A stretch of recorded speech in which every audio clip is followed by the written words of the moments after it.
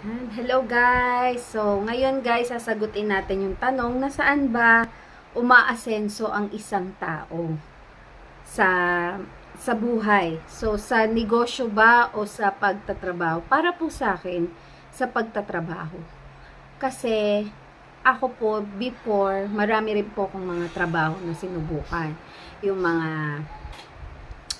businesses, kung ano-ano po yung mga pinasok ko, nag-Avon na ako, Natasha na ako, nag-Royal na rin ako, at kung ano-ano pa po, nag-online selling na rin po ako, at nagkaroon na rin po ako ng maliit na shop dati sa Fatima, na nagbebenta rin po ako ng mga native bags, mga accessories for the student, pero ang tawag dito, may mga season talaga na siya down at kailangan niya ng meron kang pangtapal, may pang-support ka. So, kung wala kang trabaho or wala kang savings, walang sasalo doon sa iyong negosyo.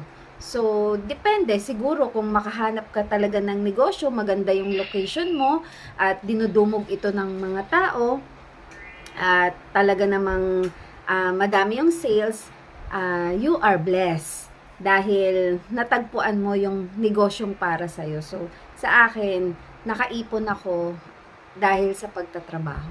At alam kong aasenso yung may mga trabaho. Dahil sa kanilang monthly na sahod or every kinsenas na sahod, meron silang inaasahan na pang support sa kanilang everyday na needs ng family. So, yun lang po. Thank you. This is Simply Norbin. Love, love, love.